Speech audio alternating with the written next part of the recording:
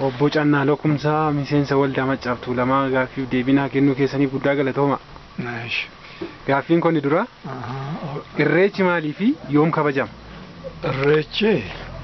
Irreechi yoo kabajamaa irreechi karaa lama kabajama.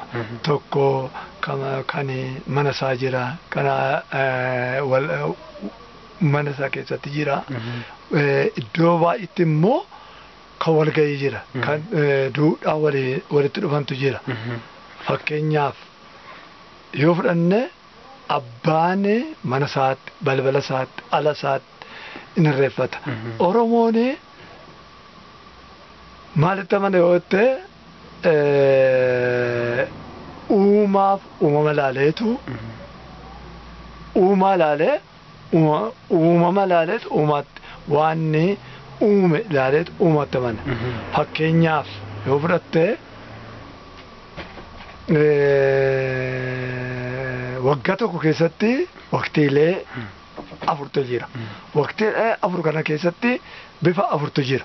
Bifa afur keessatti bifa afurtu ilaalama. Fakkeenyaaf ganni ba'ee ganni dhugaa bahu gurraacha'ee baha. Gurraacha kana irratti ifa dhufu.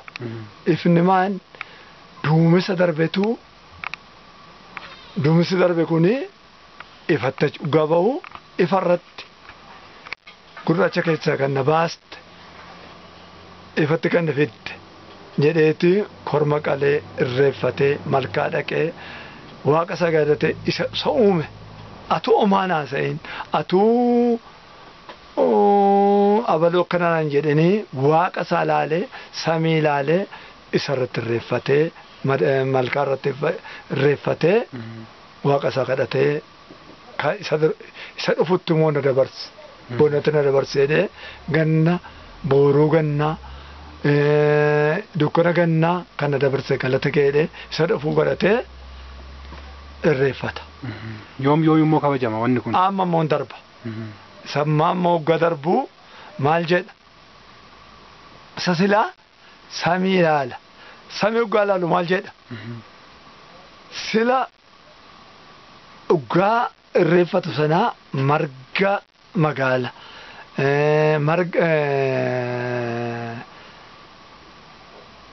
keelloo baata. Isa sila darbe. Kan birraatiif jechaadha. Isa birraatti galuudhaaf.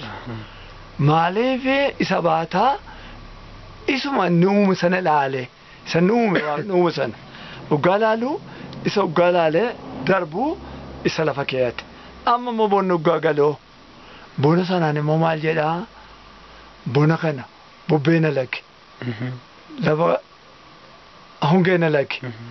Hongee natti hin fidiin jedhee immoo samii waggaa ilaaloo adiidha. Sila duumessa amma immoo adiidha. Adii kana immoo qala. Waggaa qaloo eessatti deema? Gara arfaasaatti. Arfaasaa kanatti godhamu arfaasaan duumessa. Gurraacha'ee dhufa. Boora ta'ee dhufa. Boora qala.